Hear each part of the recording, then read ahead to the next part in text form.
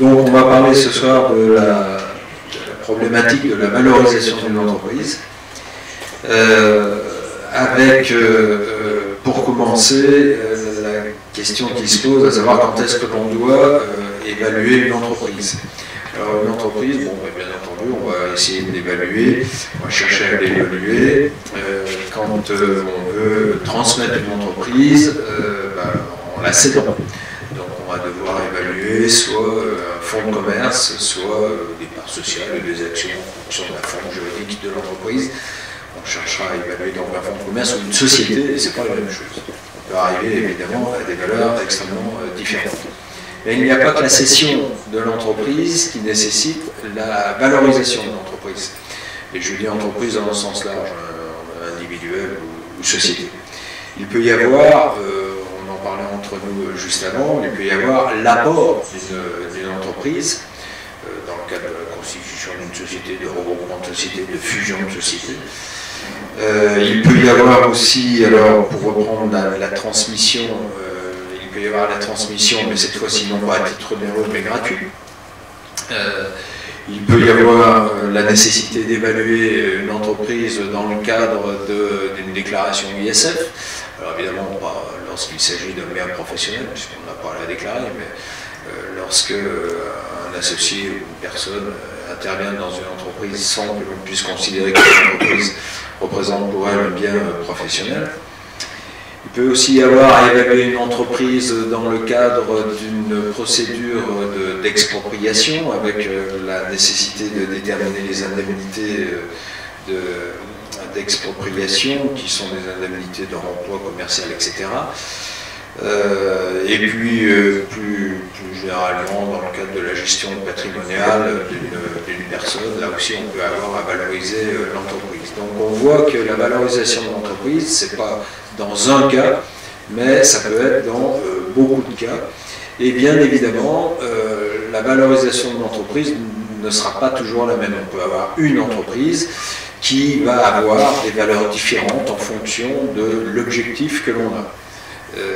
Il est bien évident que si on veut valoriser une entreprise dans le cadre d'une cession, et si on est le cédant, on ne va pas trouver la même valeur que, d'abord si on est acheteur la plupart du temps, et puis on ne va pas non plus trouver la même valeur que si on veut la transmettre à titre gratuit, devinez pourquoi, ou si on veut la transmettre ou l'apporter à une société holding, parce que bon, quelque part c'est nous et nous, et l'important c'est moins la valorisation que ce que l'on veut faire derrière avec cette holding et cette entreprise.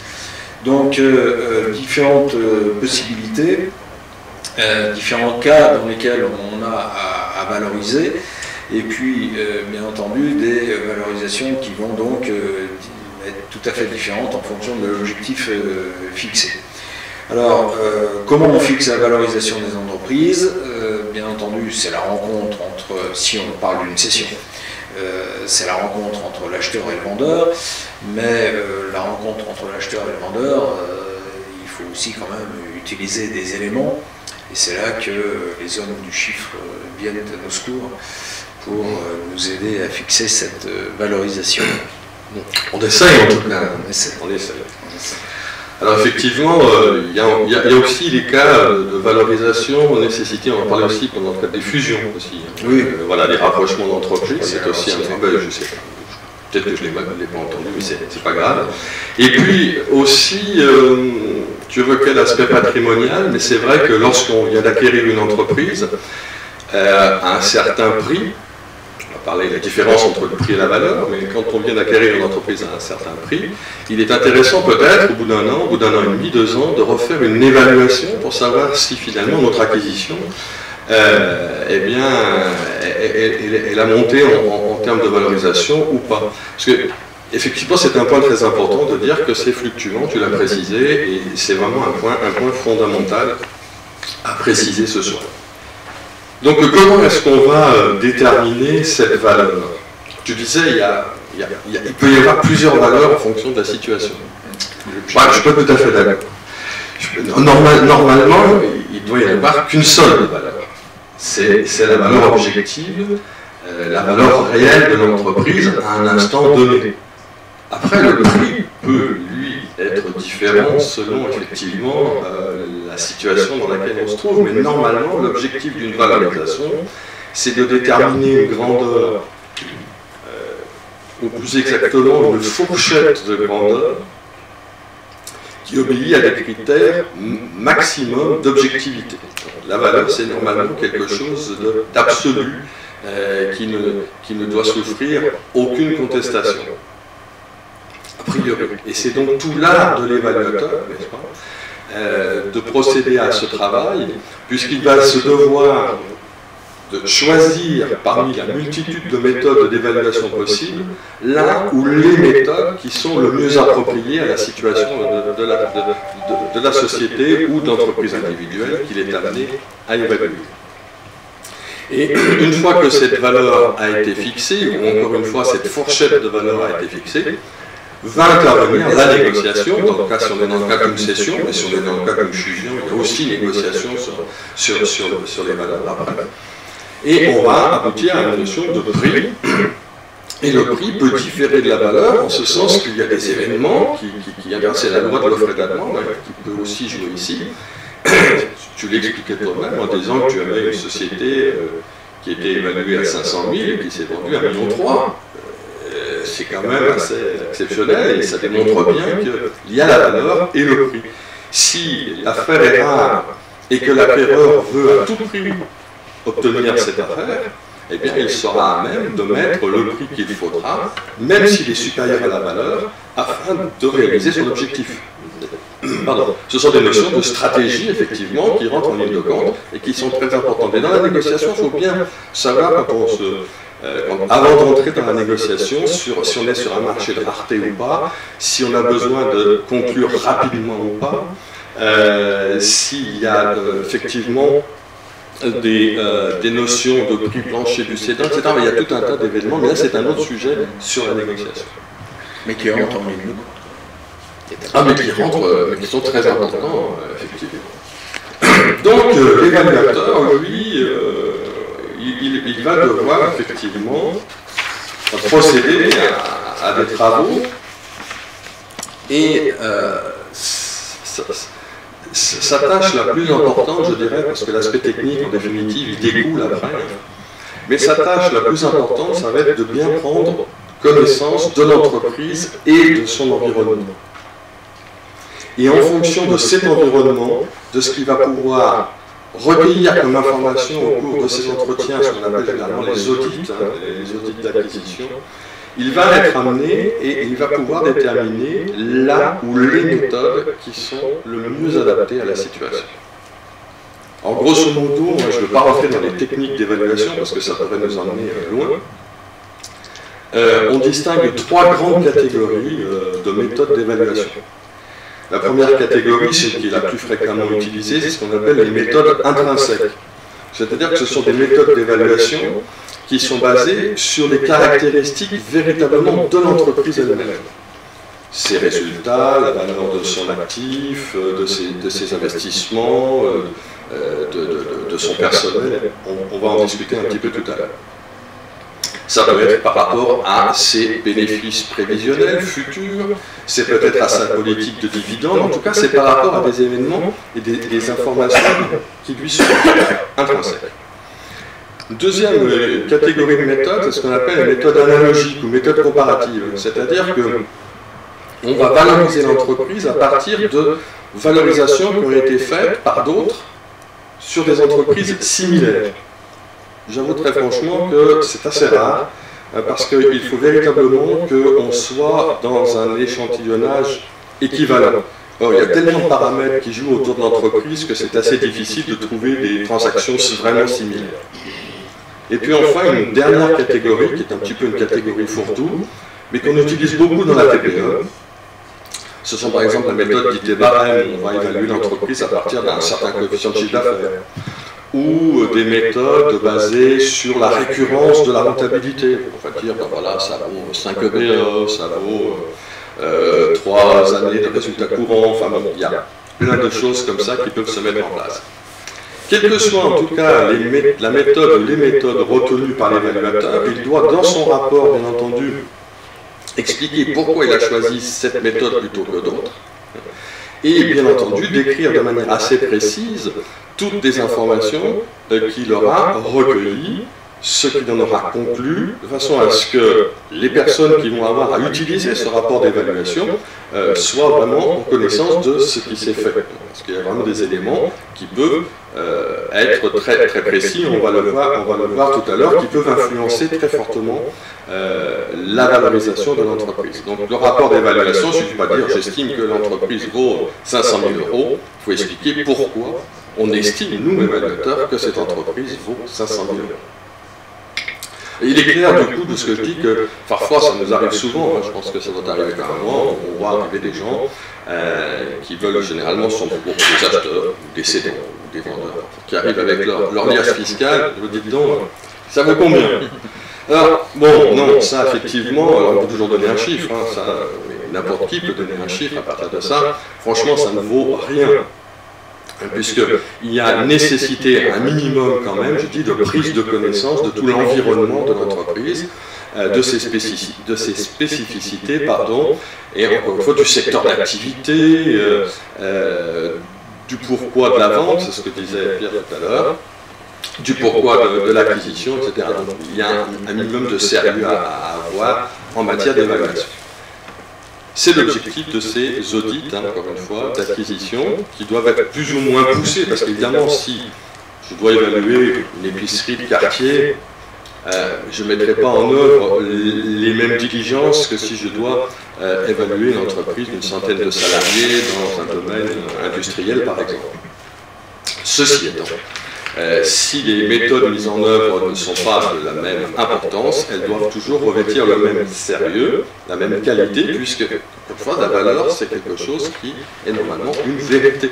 C'est indique un curseur, c'est un travail d'expert. Alors, tu m'arrêtes? Oui, pas de souci. Je ne voulais pas rentrer encore une fois dans les différentes méthodes de valorisation, mais je voulais attirer votre attention sur ce qu'on en appelle au jour d'aujourd'hui les actifs immatériels. Parce qu'en effet, je parlais de l'alias fiscale, des comptes annuels. Pour trouver la valeur d'entreprise, ça ne ressort pas des comptes annuels. La valeur d'entreprise, c'est bien ailleurs qu'on va la déterminer. Bien sûr, on aura besoin des chiffres, c'est un homme du chiffre qui le dit, mais c'est largement insuffisant.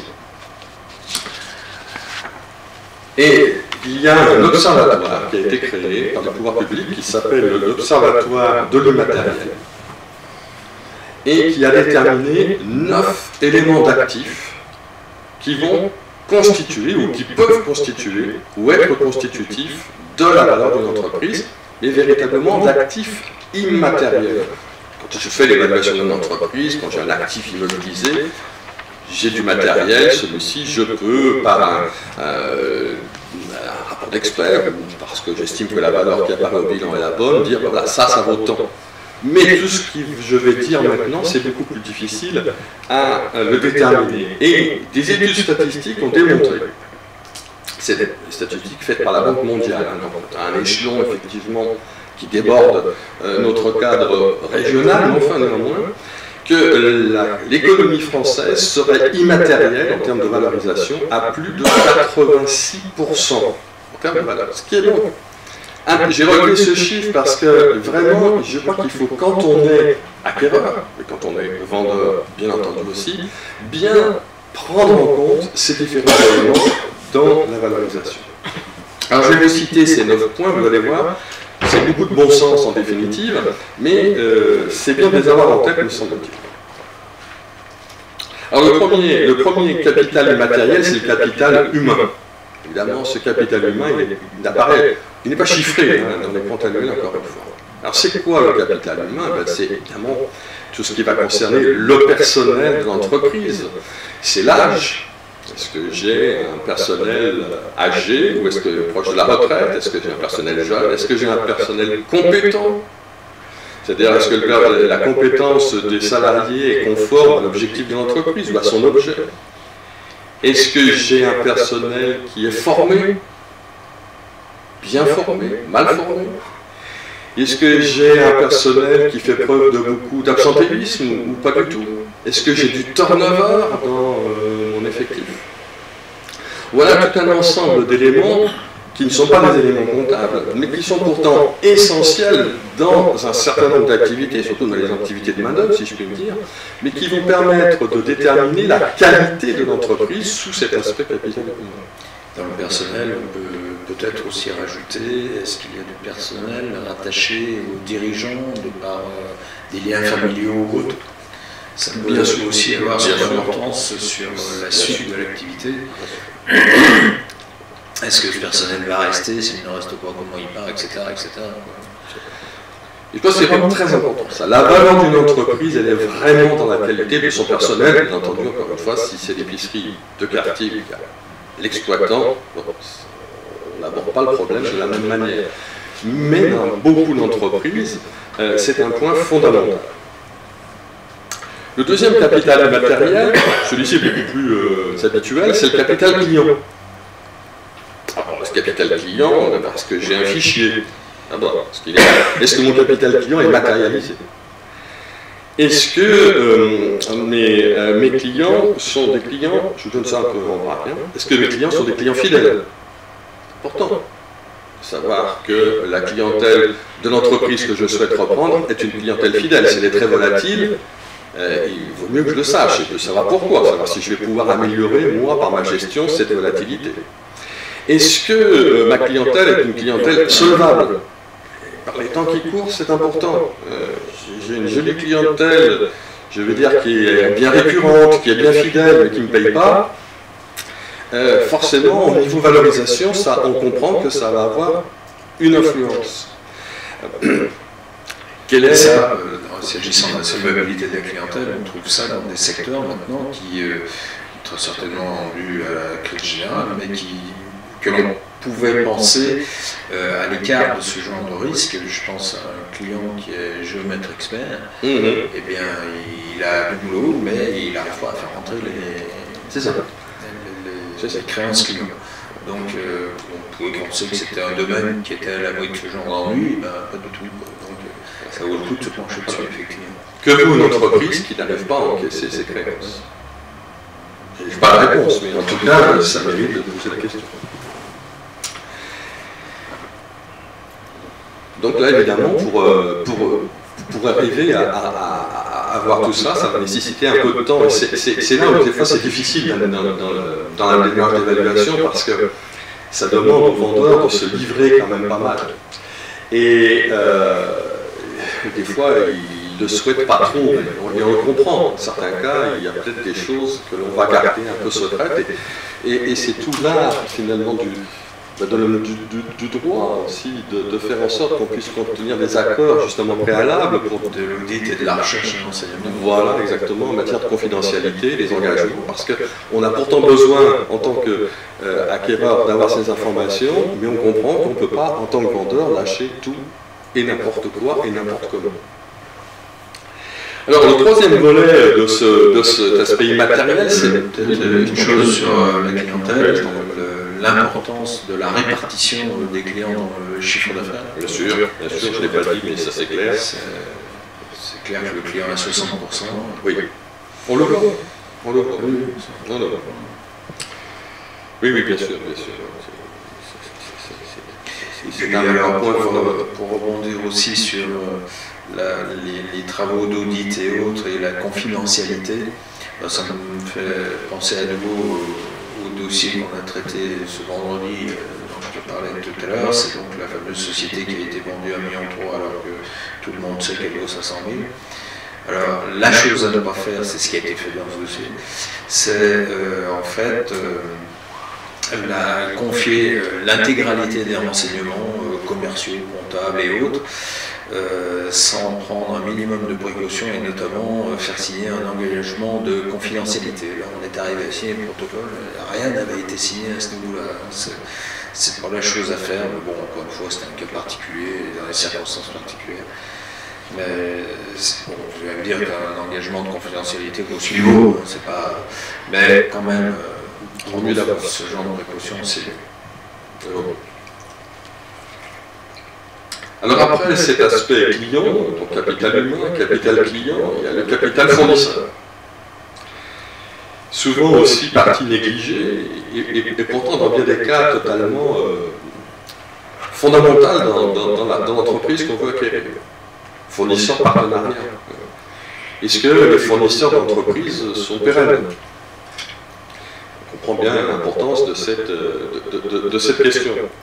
Est-ce que j'ai des fournisseurs diversifiés? Est-ce que le fournisseur qui me fournit ma matière première, je n'en ai qu'un, et je suis totalement dépendant de lui? Par exemple, nous, experts comptables, nos fournisseurs, on n'en a pas beaucoup, hein, mais à proprement parler, les fournisseurs, c'est des fournisseurs informatiques. Et en matière de logiciels, on assiste à une telle concentration sur le marché qu'on devient mono, on n'a qu'un seul fournisseur. Et c'est sûr que si notre fournisseur venait à nous faire défaut, on serait parfois dans des situations un petit peu délicates. Avec nécessité de s'intéresser au foot. Oui, on peut dire ça, effectivement. On peut dire ça, effectivement. Surtout à Lyon. Donc, voilà. Alors, pour l'instant, on n'a pas de souci, mais on est quand même très vigilant là-dessus. Ou par exemple, pareil aussi en matière de télécom, hein, on n'a pas tellement de fournisseurs. Enfin, on est quand même très très dépendant de nos partenaires. Et c'est vrai que dans beaucoup d'entreprises, on est à la recherche des économies, ce qui est quelque chose de plutôt louable. Mais parfois, cette recherche d'économie, elle se fait au détriment de la qualité quand même d'un partenariat. Je pense qu'en termes de fournisseurs, il faut peut-être savoir payer un peu plus cher que ce que l'on paye à côté, mais avoir une vraie relation de confiance, et on sait qu'on peut être dépanné aussi du jour au lendemain, et ça c'est essentiel dans le fonctionnement des entreprises. J'en parle aussi pour les fournisseurs informatiques, parce qu'on sait qu'ils sont un peu plus chers, mais on est dépanné très rapidement. Dans le capital fournisseur partenaire, toujours, il peut y avoir le cas particulier où, alors je me placerai plutôt du côté de l'acheteur, il peut y avoir, bien sûr, donc, on vient de le dire, nécessité de s'intéresser aux fournisseurs, savoir s'il y a des contrats, pas de contrats. S'il y a des contrats, on peut avoir nécessité de se libérer d'un de ces contrats. Une entreprise existante rachète une autre entreprise, mais elle ne travaille pas tout à fait avec les mêmes fournisseurs, avec les mêmes enseignes. Il peut y avoir des problèmes de rattachement à des enseignes, et à ce moment-là, il faut penser à, et ça rentre dans la valorisation, parce que du coup, ça n'a pas justement la même valorisation. Il y a un fournisseur, mais on a nécessité de s'en défaire pour pouvoir j'allais dire placer ceux avec lesquels on travaille, mais au travers d'un contrat que l'on a et dont nous, on ne peut pas se défaire. Je ne sais pas si je me suis bien fait comprendre là-dessus, mais ça peut être important. Oui, dans certains cas, effectivement, c'est essentiel. Après le capital fournisseur, le capital technologique, savoir-faire. Le savoir-faire qui est en entreprise, les connaissances. Est-ce qu'il y a des connaissances dans l'entreprise, ou est-ce que les connaissances, elles ne sont détenues que par le vendeur? Est-ce que ces connaissances, elles ont été diffusées à l'ensemble du personnel? Est-ce qu'il y a des actions de R&D dans l'entreprise? Est-ce qu'il y a des actions en termes d'innovation? Et R&D, innovation, ce n'est pas réservé à les entreprises de technologie. Il peut y avoir de la R&D, de l'innovation dans du commerce. Il peut y avoir de la R&D, de l'innovation dans du service. Mais ça, au jour d'aujourd'hui, c'est difficile de gérer l'entreprise, c'est difficile de réaliser des résultats, et on a besoin effectivement de cette performance. Et cette performance, elle s'obtient aussi par ce caractère d'innovation, de recherche, d'être à la pointe un petit peu, de ne pas être sur la routine. Et là, souvent, on a besoin d'un management d'équipe, et on revient forcément à l'aspect capital humain. Tout est lié, bien entendu. C'est ce que je parfait. Mais c'est vrai que là, ça peut être très important, parce qu'il peut y avoir un secteur R&D qui a une certaine valeur dans l'entreprise, mais il n'aura de valeur qu'au travers des gens qui travaillent. Et donc on fait effectivement la relation avec le capital humain, parce que si on ne peut pas retenir ces gens-là, tout ce secteur-là va disparaître, et donc la valeur de l'entreprise sera diminuée. J'ai un client, je pensais à ça, où effectivement ils ont un service R&D, mais enfin un service R&D. Il y a de la R&D dans l'entreprise, mais c'est tout sous-traité. Et là, effectivement, c'est une fragilité énorme. Même il y a des contrats, certes, mais enfin, en matière de valorisation pure, c'est un sacré handicap. C'est l'homme du droit qui nous dit que les contrats, c'est bien, enfin, ça a des limites, quoi. Voilà, exactement. À ce stade, c'est pas forcément de la technologie, mais on peut peut-être inclure aussi le poste éventuel, pas forcément une bonne chose d'ailleurs, lorsqu'on tourne, mais le poste immobilier. C'est pas au niveau de la technologie, hein, je suis d'accord. Parce que là, je suis dans l'immatériel. Ah oui, en plus, pardon. Non, mais c'est logique qu'on fasse le lien, parce que voilà, ouais. mais on fait le lien avec le matériel. Quand on examine tous ces points, on fait le lien avec le matériel, effectivement, parce que tu as raison. Pour faire de la R&D, j'ai peut-être besoin d'investissement à l'intérieur de l'entreprise.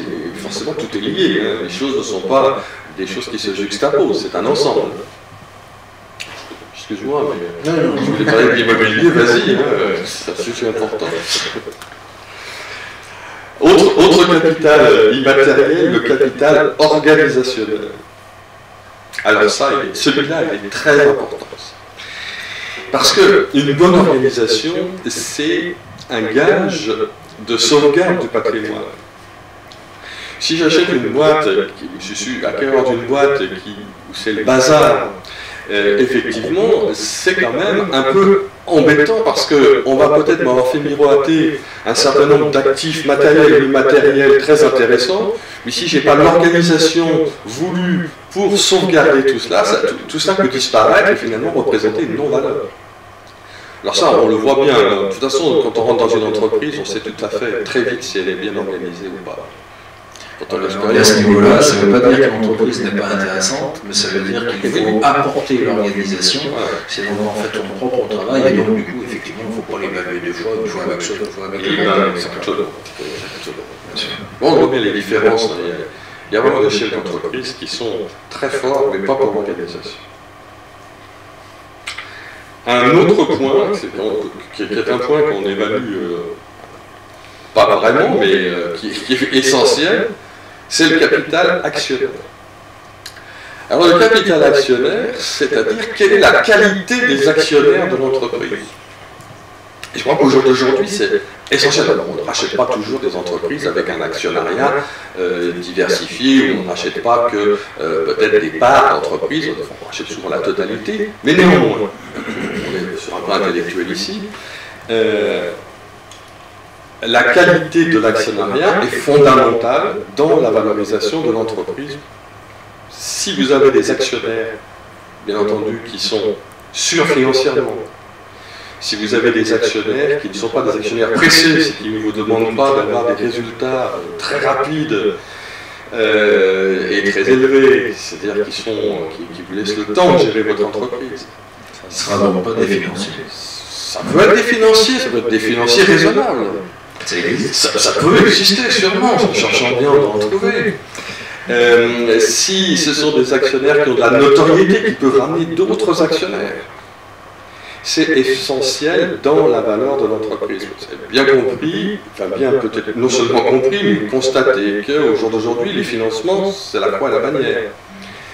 Pour des raisons qui sont assez simples, c'est que ce sont les dispositifs BAL 2, BAL 3 qui obligent les banques maintenant à garantir finalement leurs emprunts sur leurs fonds propres, donc elles sont beaucoup plus frileuses à prêter, c'est clair, elles se prennent beaucoup moins de risques, et du coup, il faut savoir qu'elles ont réduit vraiment pour elles, dans leur activité, l'activité prêt ne représente plus que 30% de l'activité d'une banque.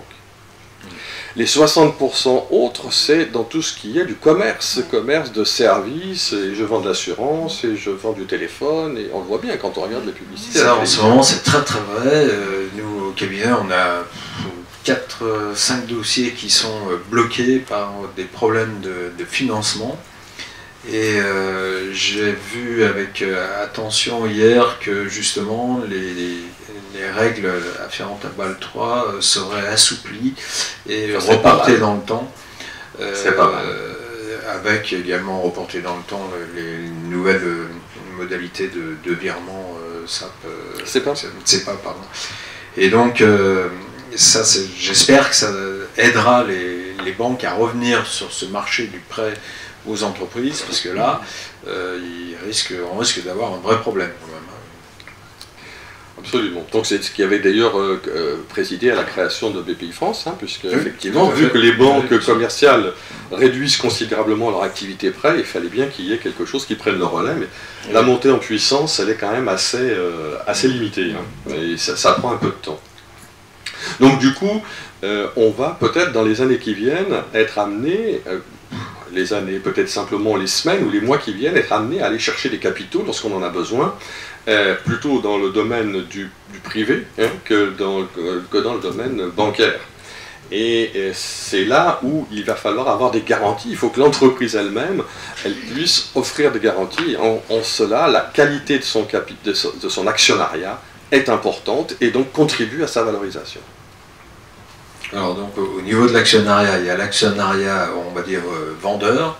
Là, ça peut avoir son importance parce que les actionnaires peuvent ne pas, eux, donner la même valeur aux actions qu'ils possèdent. L'actionnaire financier, l'actionnaire industriel, l'actionnaire simplement, j'allais dire, de passage patrimonial. Donc suivant leur raisonnement, ils n'ont pas le même, ils n'aboutissent pas à la même valeur. Et puis en ce qui concerne l'actionnariat côté acquéreur, tu as raison, c'est vrai que si les banques ne font plus leur travail, en résumé, hein, il va falloir rechercher le financement ailleurs, et du coup ce sont les actionnaire qui devront donner les garanties aux emprunteurs. Et c'est vrai que ça va être un axe de recherche de financement nouveau, pas forcément plus facile. Pas forcément plus facile, on s'en est bien d'accord. Mais on ne saurait trop insister sur la qualité de l'actionnariat dans la valorisation de l'entreprise. On le voit notamment aussi lorsqu'on procède à des opérations de rapprochement, des fusions. Eh bien, c'est un élément très important à prendre en compte, et il y a des éléments qui vont faciliter, des actionnariats qui vont faciliter, et d'autres qui vont plutôt être des freins à la réalisation des opérations économiques. Autre élément beaucoup plus connu en immatériel, c'est un des plus connus avec le capital client, c'est le capital marque. Les marques. Bien entendu, une marque, c'est fondamental dans un certain nombre d'activités. On estime que Coca-Cola, 70% de la valeur de Coca-Cola, c'est sa marque. Donc là, c'est un cas extrême, bien sûr, mais quand on a une notoriété mondiale comme ça, là, ben effectivement, on comprend que ça a une force derrière en termes de résultats qui est fondamentale. Et on ne peut qu'encourager les entreprises, même petites, à avoir des stratégies de marque. Même si c'est que sur le plan local, mais c'est un élément qui va concourir de toute façon au renforcement de la valeur de l'entreprise. C'est important. Dans certains cas, c'est faisable, dans d'autres, ça ne l'est pas. Mais même à petite échelle, je crois que c'est un conseil, en tout cas, qu'il faut avoir une stratégie de marque. Alors, sur la marque, on constate actuellement, je pense que tu le constates aussi, que les entreprises n'hésitent plus à déposer la marque. Oui. Donc, déposer un nom, un sigle, un logo, etc. Après, il va se poser le problème du coût de cette protection, parce qu'évidemment, plus on élargit le territoire protégé, plus c'est coûteux. Et là, j'ai un cas en ce moment, on a au cabinet un client qui est une radio connue, et le dirigeant m'a appelé ce lundi, je crois. Il me dit voilà, j'ai un problème, allez sur tel site. Je vais sur le site. Et effectivement, sur ce site, je vois une radio qui utilise, mais alors, exactement le logo du client. Exactement. Sauf que notre marque et notre logo est protégé en Europe. Et sauf que la radio, elle est à la lisière des États-Unis, à Haïti, exactement. On me dit il faut écrire. Moi je vais écrire, c'est clair, mais bon, le résultat, on le connaît d'avance. S'ils sont gentils, ils retirent le logo, s'ils ne sont pas gentils. Voilà. Donc, oui, une protection de la marque, mais avec un coût réel derrière. Accessoirement, autre point, bien définir la marque, je pense à un autre cas. Le client avait déposé la marque, avait protégé la marque, mais en fait la marque c'était son nom. Et un jour il me demande, il me dit je vends, mais je ne vends pas mon nom, hein, il n'est pas question de vendre mon nom. Et monsieur, là, on n'a pas de choix, ou alors forcément ça ne va pas être le même prix. Il est évident que c'est la famille Ricard avant la société sans son nom. C'est pas le même. C'est pas le même prix, c'est la même chose, c'est clair. Donc essayez d'imaginer qu'un jour, certes vous avez créé, vous allez racheter, mais un jour vous revendrez. Et donc là, si vous avez déposé comme marque votre nom, il faudra y passer. Voilà. Oui, ça c'est quelque chose qui se réfléchit, effectivement. Mais après tout, c'est la postérité, c'est pas mal. Mais c'est pas mal du tout, c'est pas mal du tout. En effet. Quota Splendide, oui, non, ça, je suis pas sûr que... Alors, non, t'as pas déposé. Voilà, donc stratégie de marque, c'est vrai que ça nécessite derrière beaucoup d'efforts, parce qu'une notoriété c'est très difficile à acquérir, mais après il faut savoir la conserver. Cette notoriété, sinon une marque sans notoriété, ça ne vaut rien du tout.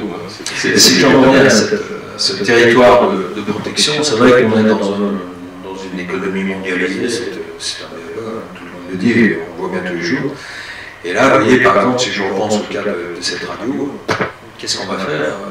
On peut rien faire. Alors bon, honnêtement, la gêne par rapport à ma cliente, elle est proche de zéro. Mais bon, si ça voulait aller plus loin, il pourrait y avoir une vraie gêne. On aurait peu de... Alors on aurait l'antériorité quand même, quelque part. On pourrait faire ressortir l'antériorité. Mais bon, puis accessoirement, c'est pas facile d'aller attaquer quelqu'un à l'autre bout de l'Atlantique, quoi. Voilà. Et ceci pour dire que ça peut arriver beaucoup plus rapidement qu'on ne le pense. Absolument. Capital marque, autre avant-dernier point de ce qui peut constituer l'ensemble des actifs immatériels d'une entreprise, est le capital système d'information, très important également. Ça se rapproche un petit peu de ce qu'on a pu dire au niveau de l'organisation, mais il est indispensable effectivement d'avoir un système d'information fiable, avec un minimum d'ergonomie, sinon on va perdre énormément de ces informations qui constituent souvent elles-mêmes la richesse ou une partie de la richesse de l'entreprise. Alors bien sûr, cela va dépendre de l'activité que l'on exerce, et c'est plus ou moins criant, mais dans certains cas, le système d'information, c'est carrément presque le support, la colonne vertébrale de l'activité de l'entreprise. Donc là aussi, à faire très attention sur ce qui est présent ou pas dans l'entreprise. On peut être une toute petite entreprise et avoir une éthique. C'est pas du tout interdit. Bien au contraire, hein, c'est donc cette éthique dans le cadre, par exemple, de ce qu'on appelle le développement durable, ou ça peut être également de l'éthique de l'entreprise par rapport au développement humain. Il y a un certain nombre de points comme ça. Alors ça se développe, ça s'appréhende plus ou moins. Je pense que dans les années qui viendront, ce sera un élément fondamental dans l'évolution de notre société. Donc on assiste bien actuellement à quand même une refonte assez fondamentale des modes de fonctionnement, d'organisation de notre société civile, j'entends, que ce soit sur le plan politique, mais sur le plan économique également. Et on voit bien avec c'est des tartes à la crème, mais n'empêche qu'on le constate tous les jours, l'utilisation des nouvelles technologies a considérablement modifié nos comportements. Et donc, du coup, cet aspect comportemental est à prendre en compte dans le management de l'entreprise, j'en suis absolument convaincu, à des échelles, là aussi, des degrés différents selon l'activité de l'entreprise, sa taille, etc., l'âge de son personnel ou autre, mais bon, je m'aperçois, compte tenu de l'âge qui commence à être avancé en ce qui me concerne, qu'il y a en matière comportementale dans l'entreprise vraiment des différences énormes et qu'il y a nécessité d'avoir une charte éthique, ne serait-ce que pour que toutes les générations puissent bien cohabiter dans l'entreprise. S'il y a un problème générationnel éventuellement dans l'entreprise, ça peut être également vis-à-vis de la clientèle, vis-à-vis des fournisseurs et autres. Je crois qu'on a des façons de travailler qui sont étonnamment différentes les uns des autres. Mais c'est quelque chose qui est assez rapidement pris en compte dans les entreprises. Bon, le côté environnemental, de toute façon, parce que la législation laisse de moins en moins de marge de manœuvre en la matière. Mais en ce qui concerne le développement humain, la relation avec les personnes qui travaillent dans l'entreprise, de plus en plus souvent, lorsqu'on a des clients vendeurs, les acheteurs c'est un peu différent, mais lorsqu'on a des clients vendeurs, les vendeurs ont un point, surveille de très près la relation que l'acheteur aura avec ses salariés. Si on est dans de petites entreprises, si on est dans une entreprise de 2000 salariés, bon, c'est pas la même relation évidemment, mais si on est dans des entreprises, je dirais jusqu'à 30, 40, voire 50 salariés, il y a un lien direct quand même avec le propriétaire, le dirigeant d'entreprise, et souvent quand même, le vendeur pose la question de savoir qu'est-ce que vous voulez faire avec vos salariés, comment vous allez faire, etc. C'est un élément important pour lui. Ça n'influe pas directement sur la valeur de l'entreprise, sur le prix de l'entreprise, mais ça influe sur le choix de repreneur. C'est un critère que aussi les chefs d'entreprise. Là, c'est bien, c'est quand il a l'embarras du choix. Non, je pense que celui-là, malheureusement, c'est pas toujours le cas, mais ceci étant, c'est vrai que c'est aussi des critères discriminants par rapport à quand il faut faire un choix, ça peut en être un. C'est bien.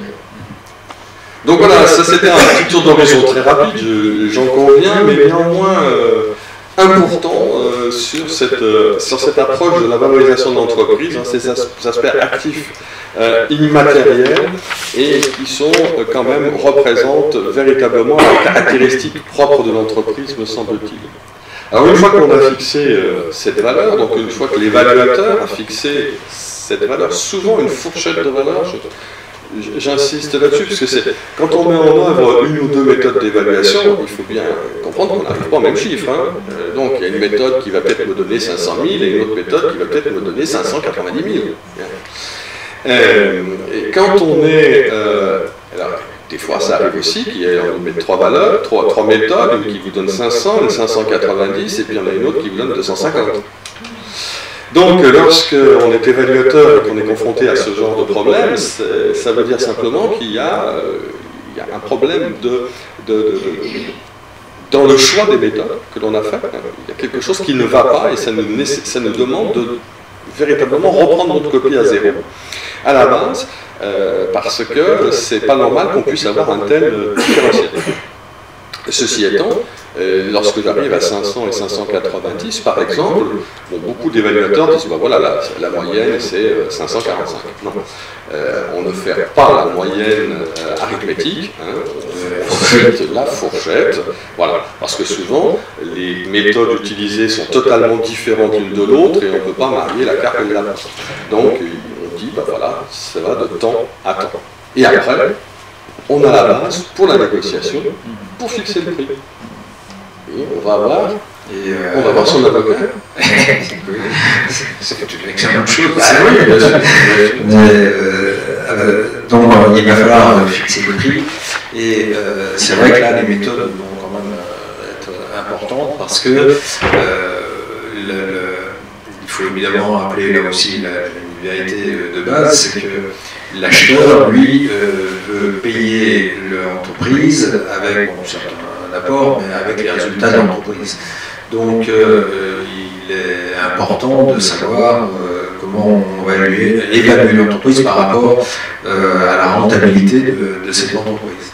Alors, en fonction de, essentiellement, peut-être la date à laquelle on va se réunir pour signer le protocole d'accord, voir la vente définitive, mais le protocole d'accord d'abord, pour définir les conditions de l'opération. Il va falloir déterminer, fixer un prix, et avec le problème pérenne qui est que est-ce qu'on doit fixer un prix définitif ou un prix variable. Alors, là aussi, évidemment, ça dépend si on est vendeur ou acheteur. Si on est vendeur, on a tendance à dire c'est le prix ferme et définitif, vous prenez pas. Si on est acheteur, et c'est là que je reviens à ma date, on va chercher effectivement à déterminer un prix variable, parce que si on a déterminé le prix en fonction d'indications comptables qui ont 8 mois ou plus, ben c'est pas comme si on a fixé le prix en fonction d'indications comptables qui ont 2 mois ou 3 mois. Il a pu se passer des tas de choses, alors bien sûr il y a des situations intermédiaires. Donc là, il va falloir rentrer dans le détail, et c'est vrai qu'on a des tas de possibilités de fixer ce prix. Bon, si le prix est ferme, parfait, on a des conditions suspensives, on avance dans le temps, et puis on attend le jour venu pour arriver au paiement de ce prix.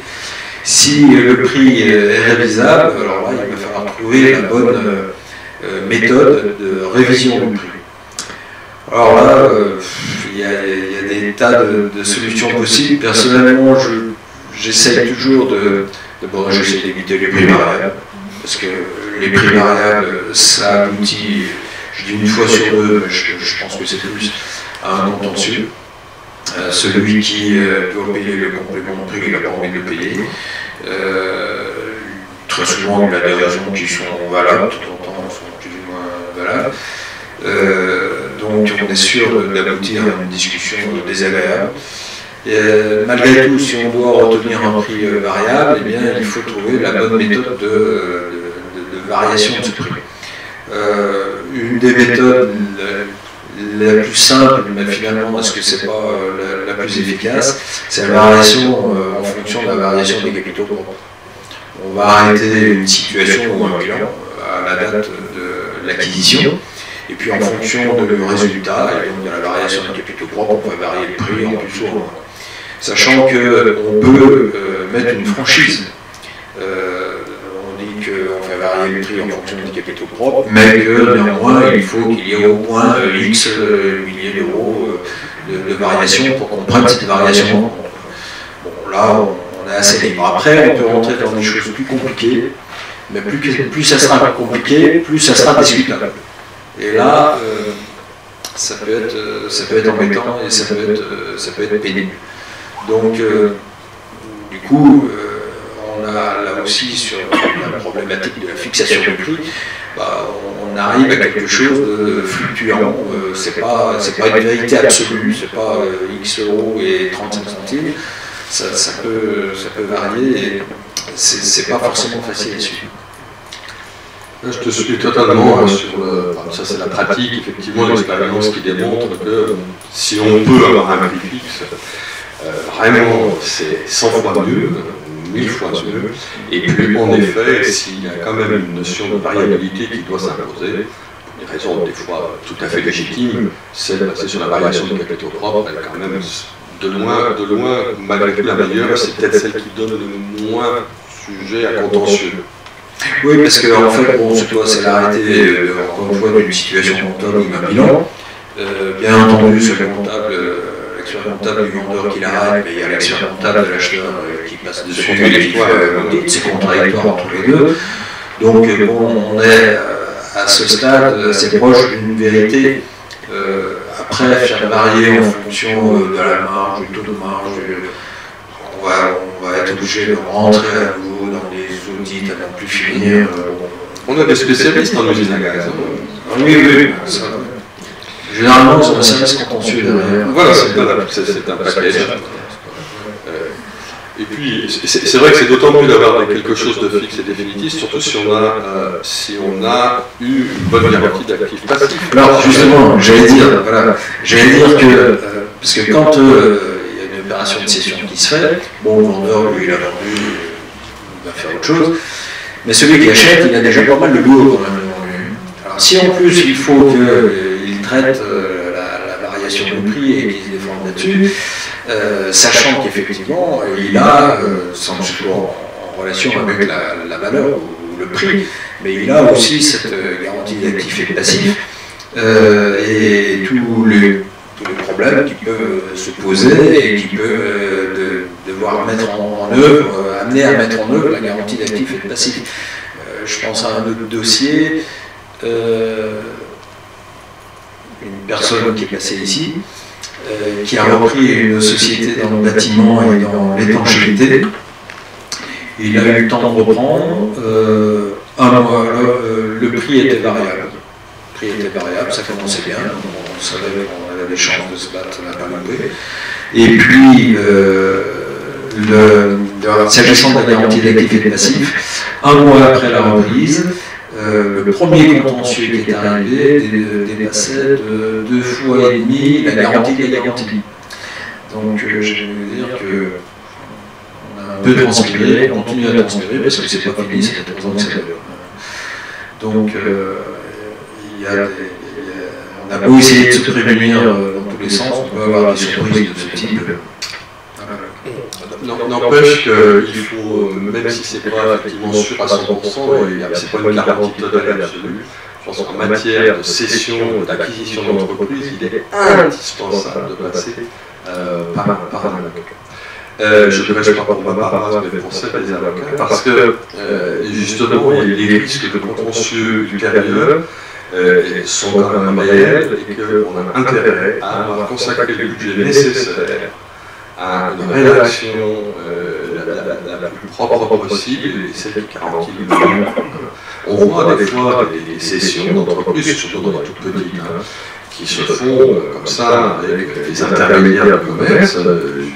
Franchement, c'est une prise de risque qu'on n'a pas. Et celui qui achète ce niveau, c'est important. Il y a des gens sérieux, c'est ce que je veux dire. Oui, c'est franchement sérieux. En matière de conseil, je crois qu'il n'y a pas à hésiter à ce sujet. Je pense aussi qu'il y a un autre dossier qui n'a pas abouti. Alors, on a l'habitude de dire au cabinet par notre faute, mais en fait, c'est une chaîne de centres de contrôle qui vendait un centre de contrôle. Et il y avait un intermédiaire. L'intermédiaire pensait qu'une chose, c'était signer l'opération, bien entendu. Et nous, on a quand même posé 2-3 questions. Devant la possibilité d'obtenir, alors là, au niveau organisation de la chaîne, on peut se poser des questions d'ailleurs, mais devant la possibilité d'obtenir des réponses, on a dit aux clients, nous, on n'achète pas. Voilà. Vous faites ce que vous voulez, mais nous, on n'achète pas. Et le client, finalement, n'a pas acheté. C'est fait un ennemi, c'est un intermédiaire, ça c'est clair. Mais il faut des ennemis qui peuvent. Oui. Et pour revenir au problème de l'avocat, oui, il faut un avocat, maintenant, il faut un avocat, alors, je ne sais pas comment dire ça, j'ai des organisés, surtout sur l'organisé, je suis bien sûr. Je veux dire par là que nous, quand on rédige un protocole, puisque c'est bien évidemment le protocole le plus important, quand on rédige un protocole, si on a un doute, on va chercher notre associé du contentieux et on lui fait lire la clause. Et ça veut dire qu'on envisage, j'espère bien qu'on n'aura pas à dire à ça, bien entendu, mais on envisage déjà l'éventuel contentieux pour tourner la rédaction de la clause. Vous voyez où c'est normalement, à ce stade, vous n'avez plus où c'est trop tard, c'est bien compris. Normalement, à ce stade, vous n'avez plus en numéro, c'est clair. Alors, il y a un aspect, certainement pas d'autres, qu'on n'a pas du tout abordé, volontairement, c'est l'aspect fiscal. Pourquoi on ne l'a pas abordé? Parce que c'est la mouvance de la matière. Néanmoins, il existe ce domaine fiscal, et il est bien entendu à prendre en compte dans la négociation, dans la stratégie, effectivement, d'approche, c'est évident. Il ne faut pas l'occulter, mais c'est vrai qu'au jour d'aujourd'hui, c'est assez compliqué. Ça l'est un petit peu moins depuis 15 jours, mais quand même. Maintenant, on a le droit d'être actif, ça c'est absolument fantastique. Le loi de finances pour 2014 qui a été voté quand même le 27 décembre. Oui, il était en 2009 aussi. Ils arrêtaient l'horloge la nuit du 31. Eh bien, il y a plusieurs dispositions qui sont rétroactives au 1er janvier. Bon, voilà. Mais la fiscalité, il faudra bien sûr y penser. C'est sûr. Pour en revenir à la problématique de la valorisation de l'entreprise, qui est le sujet de base, on était dans le sujet, et pour vous dire aussi que on a plusieurs méthodes d'évaluation. On va dire ça comme ça, j'essaie d'être le plus soft possible.